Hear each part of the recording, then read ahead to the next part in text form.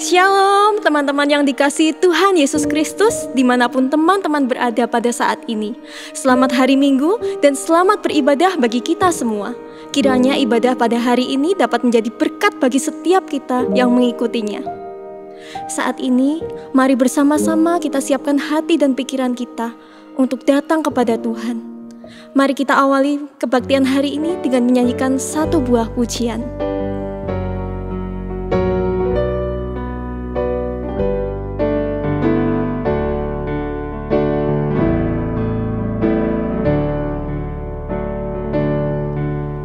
Di saat ini ku angkat tembang bagi Yesus. Di saat ini ku ucap syukur padanya. Kasihi Engkau, ku kasihi Engkau, ku kasihi Engkau, Yesus Tuhanku.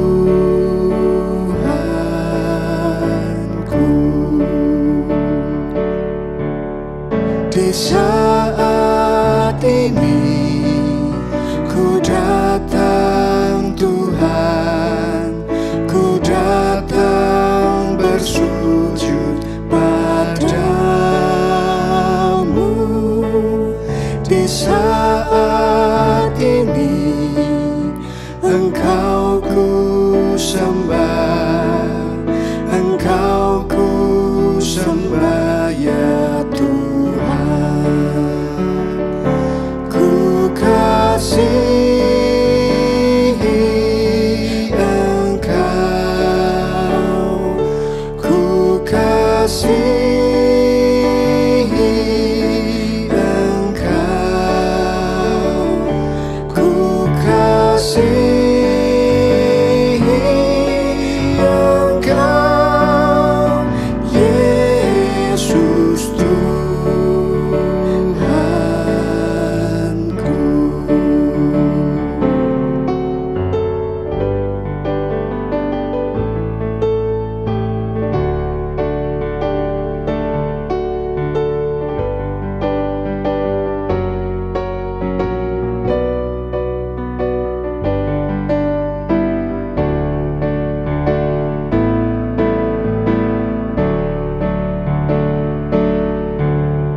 Di saat ini dengarlah Tuhan, dengarlah seruan doaku. Di saat ini ku mohon Tuhan, ku mohon berkat kasih-Mu. Ku kasihi Engkau, ku kasihi Engkau, ku kasihi Engkau, Yesus Tuhanku.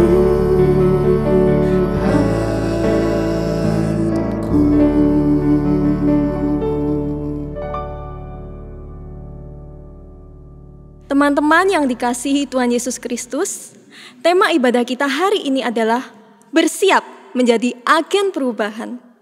Sebagai anak-anak Allah, setiap kita dipanggil untuk menjadi agen perubahan di tengah dunia ini.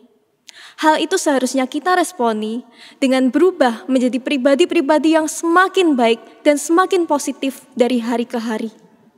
Namun seringkali, bukannya berubah menjadi lebih baik, kita justru tetap berkubang dalam kebiasaan-kebiasaan yang buruk Dan juga kita masih bermain-main dengan dosa dan kebiasaan buruk yang selama ini kita lakukan. Hal itu menyebabkan kita pun menjadi terhambat untuk menjadi agen perubahan bagi dunia ini. Karena itu, saat ini, marilah bersama-sama kita datang ke hadapan Tuhan. Kita mau mengakui segala dosa dan kesalahan kita. Kita minta Tuhan untuk membersihkan hidup kita dan melayakkan kita, menyucikan kita kembali. Teman-teman diberi kesempatan untuk berdoa mengaku dosa pribadi di hadapan Tuhan. Mari kita berdoa.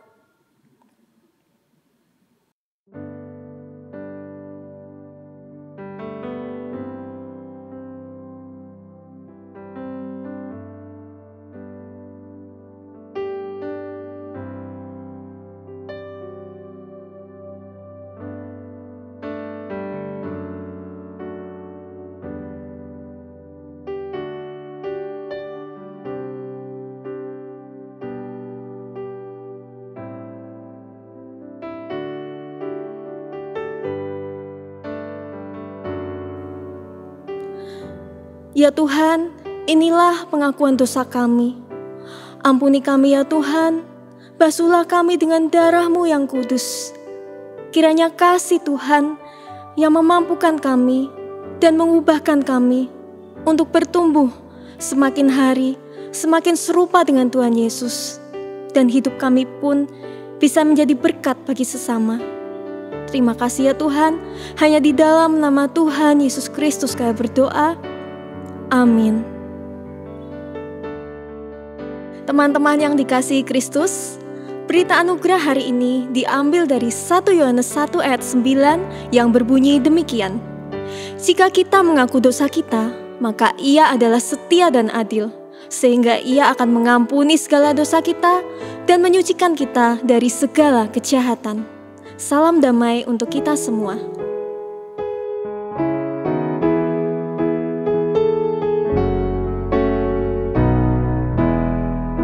Betapa indah harinya saat ku pilih penebus. Alangkah sukacitanya ku memberitakannya terus. Indahlah harinya Yesus membasuh dosaku. Ku diajari penebus, berjaga dan berdoa terus. Indahlah harinya Yesus membasuh dosaku.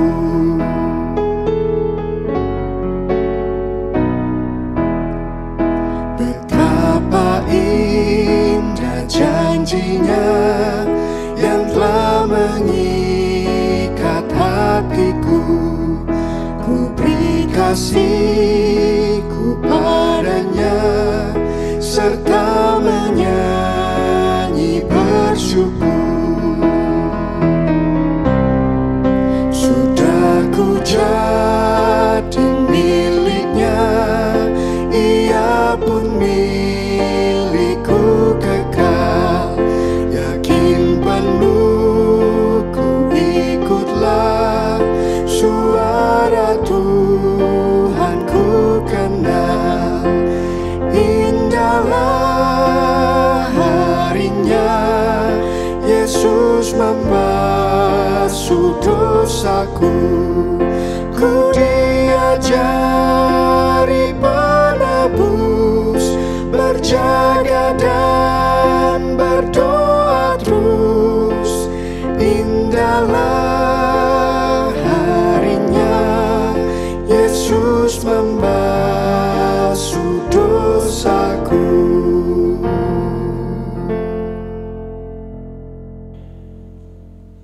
Ya saudara-saudara, saat ini sebelum kita membaca merenungkan firman Tuhan, kita mohon penyertaan Roh Kudus, kita berdoa bersama-sama. Sungguh suatu anugerah ya Tuhan, ketika saat ini kami diperjumpakan, kami sudah memuji, memuliakan nama Tuhan. Dan saat ini tiba waktunya kami dengar-dengaran akan firman Tuhan. Oleh sebab itu Tuhan, kembali kami membuka telinga kami, membuka pikiran kami dan membuka hati kami, agar firman Tuhan ini menyertai kami, mewarnai setiap langkah kehidupan kami, sehingga kami boleh diutus untuk semakin memuliakan nama Tuhan dalam setiap langkah kehidupan kami. Terima kasih Tuhan, berfirmanlah, kami siap untuk mendengarkan, merenungkan dan menghidupi firman-Mu. Amin. Suatu saat saudara-saudara, saya bermain Mobile Legends dan ada namanya gacha. Gacha itu artinya apa? Gacha itu kita mendapatkan hadiah secara gratis, tapi tinggal mengklik, tergantung hadiahnya apa. Nah, saya dengan dua teman saya di saat yang bersamaan ngeklik, saudara-saudara. Teman saya yang pertama mengklik-klik, hadiahnya apa? Ternyata dia mendapatkan skin epic Mobile Legends. Wah, skin epic loh teman-teman. Tahu ya, kalau main Mobile Legends, skin epic itu yang mahal sekali. Itu kalau di waiting roomnya itu bisa mengkilat-mengkilat gitu. Nah, saya dapatnya cuma skin biasa. Artinya apa? Nah, disinilah saya susah melihat orang lain senang. Saya merasa, loh kok saya dapatnya skin biasa, teman saya kok skinnya dapat skin epic. Nah, saya susah melihat orang lain senang. Dia senang karena dapat skin epic. Nah, kemudian teman saya yang satu juga ngeklik kan, gacha. Celing, dapatnya apa? Wah, ternyata dia dapatnya fragmen. Fragmen itu artinya apa? Dia dapatnya sesuatu yang jelek lah di bawah saya. Ya, kalau saya dapatnya biasa saja, teman saya dapatnya jelek. Nah, di situ muncul perasaan saya, teman-teman. Yaitu adalah saya senang melihat orang lain susah. Nah, di sini teman-teman kita melihat bagaimana di waktu saya bermain Mobile Legends, saya susah melihat orang lain senang dan saya senang melihat orang lain susah. Dan dalam kehidupan kita, kadang-kadang kita pun demikian. Atau kita pernah melihat ada orang yang seperti itu. Orang yang senang melihat orang lain susah dan susah melihat orang lain senang. Tapi kita ternyata nggak sendirian dan tidak hanya zaman sekarang. Jauh dari perjanjian lama ada seorang tokoh yang bernama Yunus. Diceritakan Tuhan mengutus Yunus untuk ke Niniwe, mempertobatkan orang-orang Niniwe. Karena apa? Orang-orang Niniwe ini jauh dari Tuhan, jauh dari firman Tuhan. Maka dari itu Yunus datang untuk mengingatkan orang Niniwe. Dan ketika Yunus datang, saya nggak fokus kepada ikan besarnya ya teman-teman ya. Tapi yang pasti setelah peristiwa ikan besar, Yunus mengingatkan orang-orang di Niniwe, bertobatlah, kalau enggak kamu akan dihukum. Nah, kemudian apa yang terjadi teman-teman? Orang-orang Niniwe justru bertobat. Orang-orang Niniwe sadar akan kesalahannya. Orang-orang Niniwe tahu dan mereka berbalik kepada Tuhan. Nah, seharusnya itu kan sesuatu yang menggembirakan. Harusnya seneng dong. Tapi apa yang terjadi dengan Yunus? Kita buka bersama-sama Alkitab kita di Yunus pasal yang keempat ayat 1 sampai 11. Yunus pasal 4 ayat 1 sampai 11. Saya akan membacakan bagi saudara-saudara. Tetapi hal itu sangat mengesalkan hati Yunus, lalu marahlah ia. Dan berdoalah ia kepada Tuhan, katanya, ya Tuhan, bukankah telah kukatakan itu ketika aku masih di negeriku? Itulah sebabnya maka aku dahulu melarikan diri ke Tarsis. Sebab aku tahu bahwa engkaulah Allah yang pengasih dan penyayang, yang panjang sabar dan berlimpah kasih setia, serta menyesal karena malapetaka yang hendak didatangkannya. Jadi sekarang ya Tuhan, cabutlah kiranya nyawaku, karena lebih baik aku mati daripada hidup. Tetapi firman Tuhan, layakkah engkau marah? Yunus telah keluar meninggalkan kota itu dan tinggal di sebelah timurnya. Ia mendirikan di situ sebuah pondok dan ia duduk di bawah naungannya menantikan apa yang akan terjadi atas kota itu. Lalu atas penentuan Tuhan, Allah tumbuhlah sebatang pohon jarak melampaui kepala Yunus untuk menaunginya agar ia terhibur daripada kekesalan hatinya. Yunus sangat bersuka cita karena pohon jarak itu. Tetapi keesokan harinya, ketika fajar menyingsing, atas penentuan Allah datanglah seekor ulat yang bergerak, yang menggerek pohon jarak itu sehingga layu. Segera sesudah matahari terbit, maka atas penentuan Allah bertiuplah angin timur yang panas terik, sehingga sinar matahari menyakiti kepala Yunus. Lalu rebahlah ia lesu dan berharap supaya mati. Katanya, lebih baiklah aku mati daripada hidup. Tetapi berfirmanlah Allah kepada Yunus, layakkah engkau marah karena pohon jarak itu? Jawabnya, selayaknya lah aku marah sampai mati. Lalu Allah berfirman, engkau sayang kepada pohon jarak itu, yang untuknya sedikit pun engkau tidak berjerih payah, dan yang tidak engkau tumbuhkan, yang tumbuh dalam satu malam dan binasa dalam satu malam pula. Bagaimana tidak aku akan sayang kepada Niniwe, kota yang besar itu, yang berpenduduk lebih dari 120.000 orang, yang semuanya tak tahu membedakan tangan kanan dari tangan kiri, dengan ternaknya yang banyak.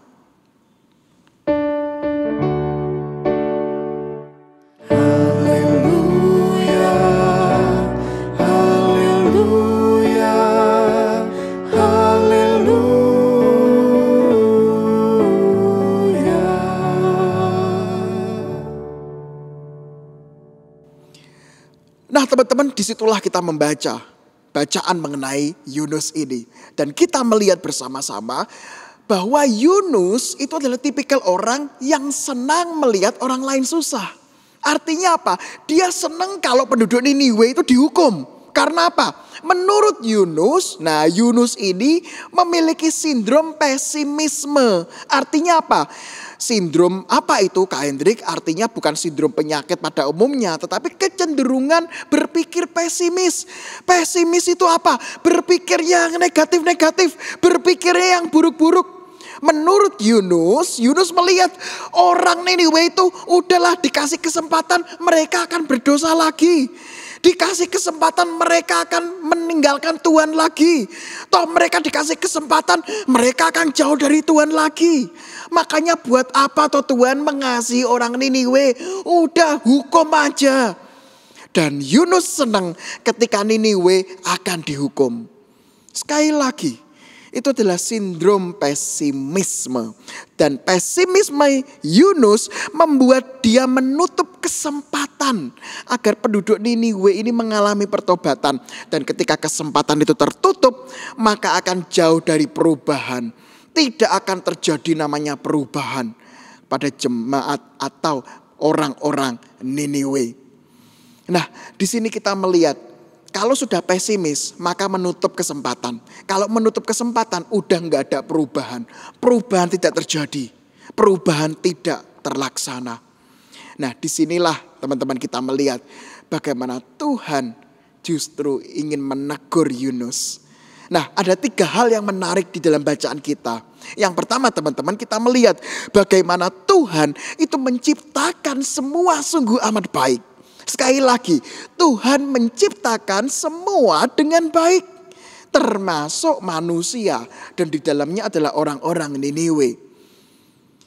Makanya Tuhan mengatakan di dalam bacaan kita, Tuhan itu sayang pada setiap ciptaannya. Tuhan mengasihi setiap orang. Tuhan mencintai setiap orang. Tapi pertanyaannya adalah kita yang sama-sama ciptaan Tuhan, kenapa justru menutup pintu kasih, pintu cinta, pintu sayang kepada orang-orang yang kita pandang berdosa, yang kita pandang gak layak, yang kita pandang ini orang jahat ya Tuhan, ini orang gak layak menerima firman Tuhan, ini gak layak diselamatkan, ini gak layak untuk menerima kasih Tuhan. Loh, tunggu dulu. Kita itu kan sesama ciptaan toh. Lawang yang menciptakan itu sayang sama yang diciptakan. Lah kok kita sesama ciptaan kok malah membenci sesama ciptaan yang lain. Nah, artinya apa teman-teman? Artinya adalah kita melihat kalau Tuhan sayang kepada setiap ciptaannya. Kenapa kok kita sesama ciptaan justru malah saling membenci dan membenci yang lain? Dan yang kedua adalah kita melihat, kita tahu bahwa Tuhan menciptakan dengan baik. Yang kedua adalah kita diciptakan untuk pekerjaan yang baik juga. Sekali lagi, kita diciptakan untuk pekerjaan baik. Efesus pasal yang kedua, ayat yang ke-10. Itu kurang lebih mengatakan bahwa kita ini buatan Allah. Diciptakan dalam Yesus Kristus untuk mengerjakan pekerjaan baik yang dipersiapkan Allah sebelumnya. Dan Ia mau agar kita tinggal di dalamnya. Artinya apa sih? Kita itu didesain Tuhan untuk mengerjakan pekerjaan baik. Sehingga hari ini kita diingatkan, kalau pandangan kita seperti Yunus, ya, yaitu apa? Tadi dikatakan sindrom pesimisme, tidak mau memberi kesempatan orang lain untuk mengalami pertobatan, maka nggak akan ada perubahan. Perubahan itu terjadi ketika apa? Ketika kita ingat, oh iya, dan kita itu diciptakan Tuhan untuk mengerjakan pekerjaan baik. Oleh sebab itu, upayakan yang baik, berpikir yang baik. Lakukan yang baik, meskipun kadang-kadang kita diperlakukan tidak baik. Gitu. Suatu hari kita difitnah. Gitu. Kita punya prestasi, kita punya yang namanya pekerjaan baik, tapi kemudian ada orang iri sama Anda. Makanya Anda difitnah. Wah, itu pasti bisa mengerjakan baik, pasti bayar orang, pasti main uang, pasti pakai orang dalam. Wah, ya kan, pernah enggak saudara-saudara difitnah? Gitu. Dan difitnah itu enak enggak? Enggak ada orang cita-cita ya. Saya cita-citanya apa? Difitnah orang. Oh, enggak ada ya saudara-saudara ya.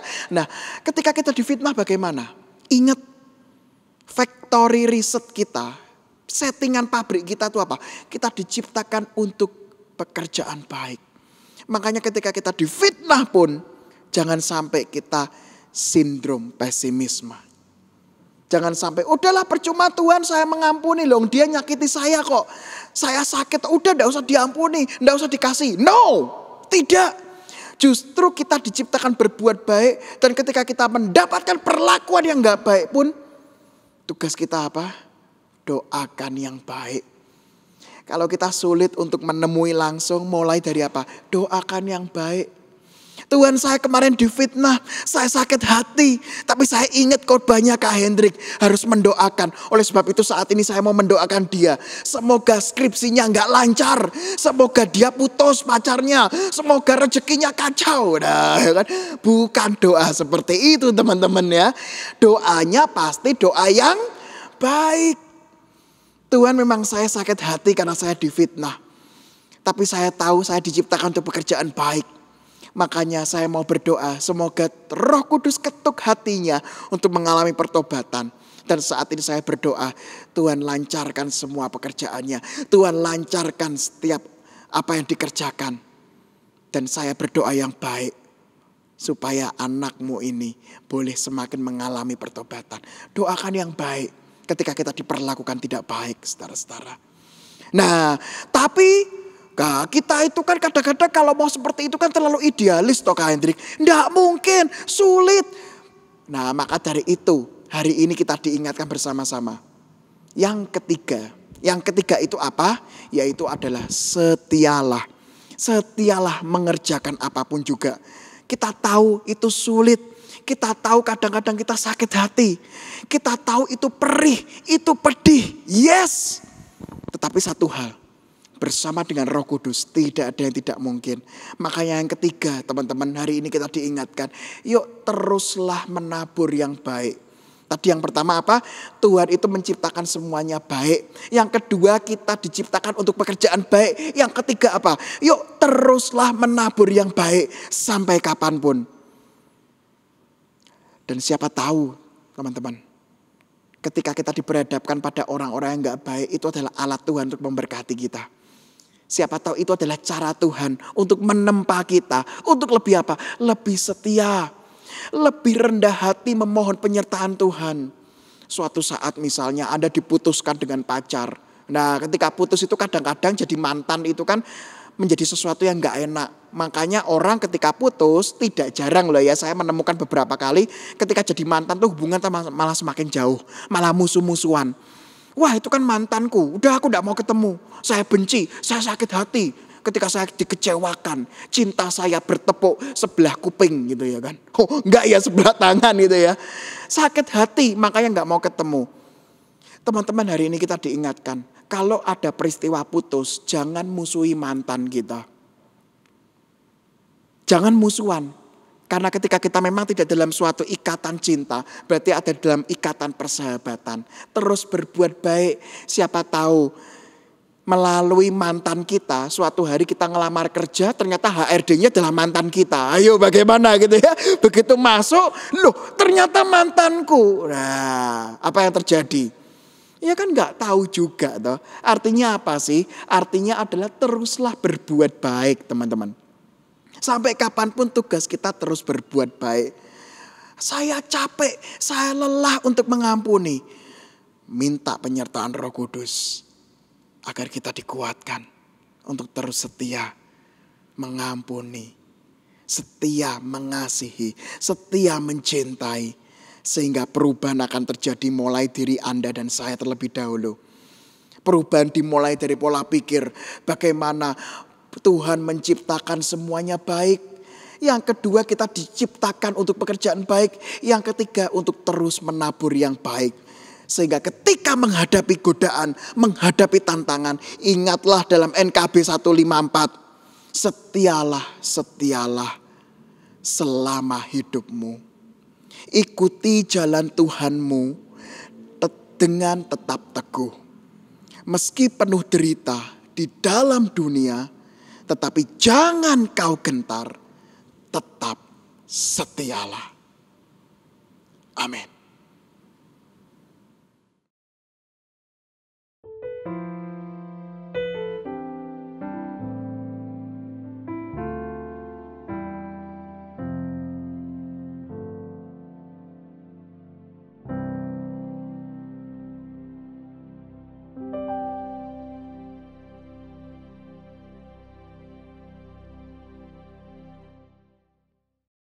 Saat ini kita akan menaikkan pengakuan Imam Rasuli kita.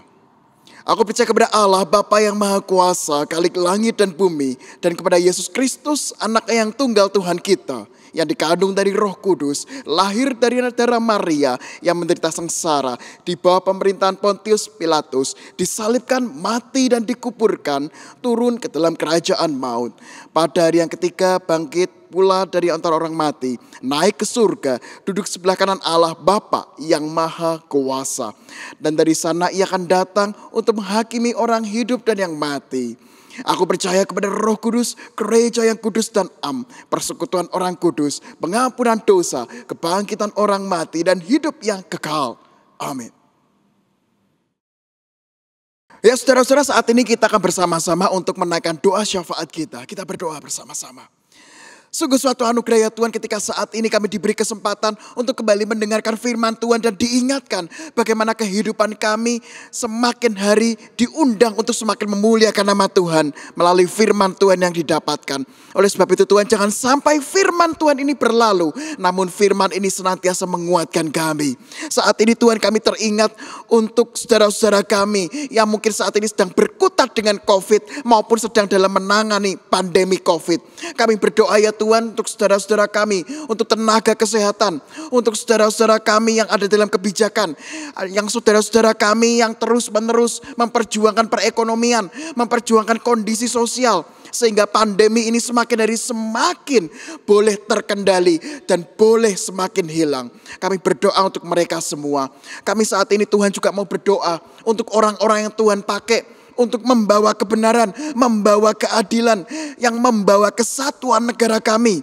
Dan tak lupa ya Tuhan, kami juga mau berdoa untuk orang-orang yang ambil bagian untuk terus-menerus memulihkan bumi ini, sehingga bumi ini boleh semakin baik untuk ditinggali seluruh makhluk semesta. Terima kasih Tuhan. Inilah doa syafaat kami yang akan kami akhiri dengan doa yang Engkau ajarkan. Bapa kami ada di sorga, dikuduskanlah namamu, datanglah kerajaanmu, jadilah kehendakmu di bumi seperti di sorga. Berikanlah pada hari ini makanan kami yang secukupnya. Ampunilah kami akan kesalahan kami, seperti kami juga mengampuni orang yang bersalah kepada kami. Dan janganlah membawa kami ke dalam pencobaan, tapi lepaskanlah kami daripada yang jahat. Karena Engkaulah yang punya kerajaan dan kuasa dan kemuliaan sampai selama-lamanya. Amin. Teman-teman yang dikasihi Tuhan Yesus, tiba saatnya bagi kita untuk memberikan persembahan. Nats yang mendasari persembahan kita hari ini diambil dari Roma 12 ayat 1 yang berbunyi demikian. Karena itu saudara-saudara, demi kemurahan Allah, aku menasihatkan kamu supaya kamu mempersembahkan tubuhmu sebagai persembahan yang hidup, yang kudus, dan yang berkenan kepada Allah. Itu adalah ibadahmu yang sejati.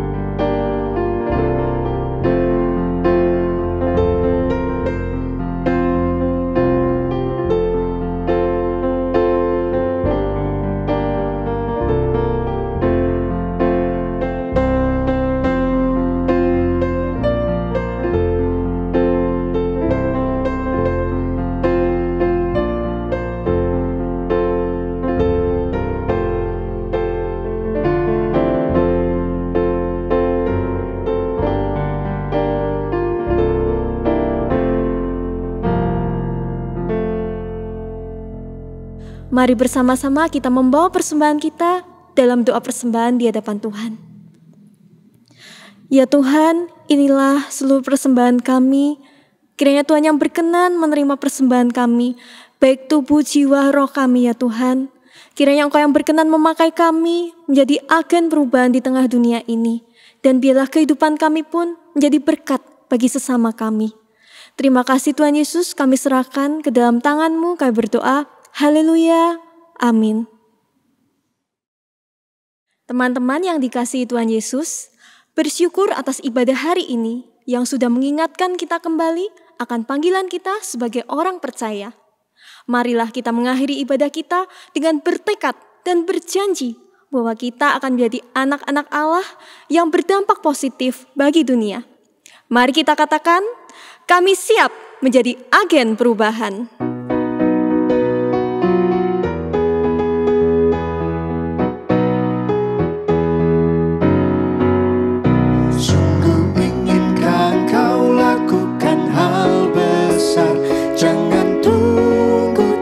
Saatnya kini tugasmu kerjakan dengan baik benar. Jadilah suluh dunia, jadilah suluh dunia, jadilah suluh dunia. Mungkin ada yang terhibur karena sinarnya. Jadilah suluh dunia.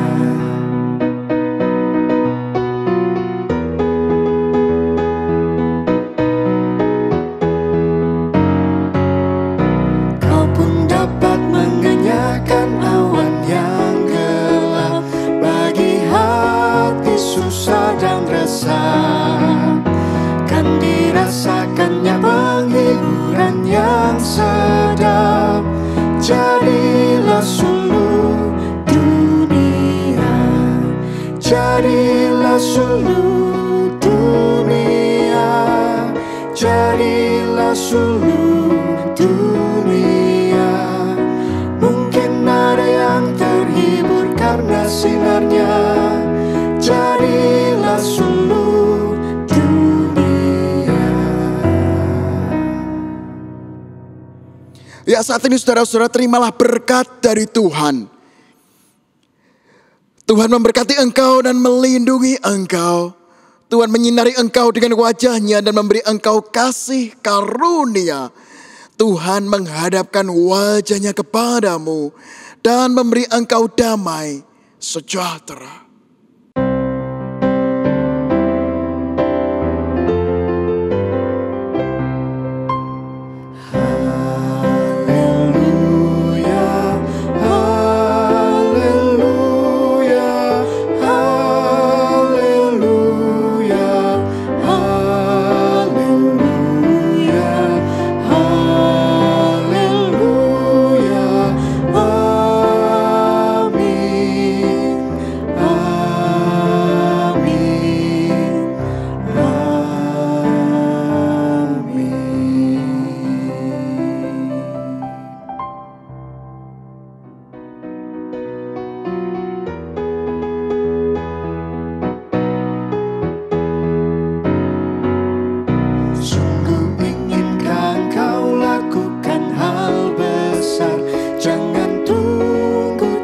Saatnya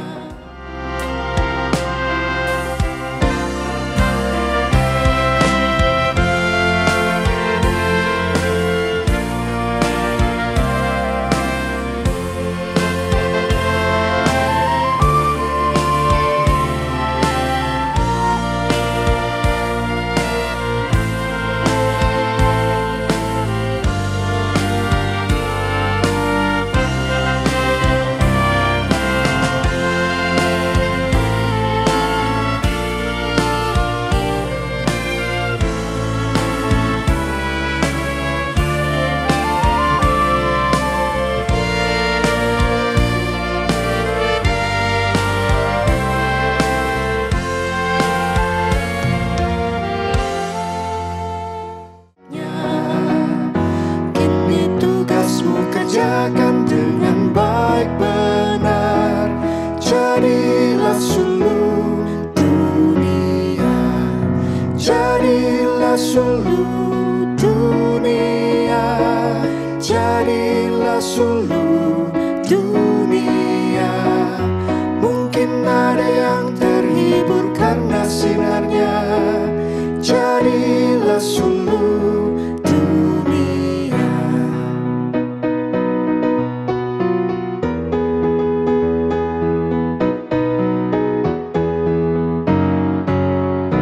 Kau pun dapat mengenyahkan awan yang gelap bagi hati susah dan resah. Kan dirasakannya penghiburan yang sedap. Jadilah suluh dunia, jadilah suluh dunia, jadilah suluh dunia. Mungkin ada yang terhibur karena sinarnya. Jadi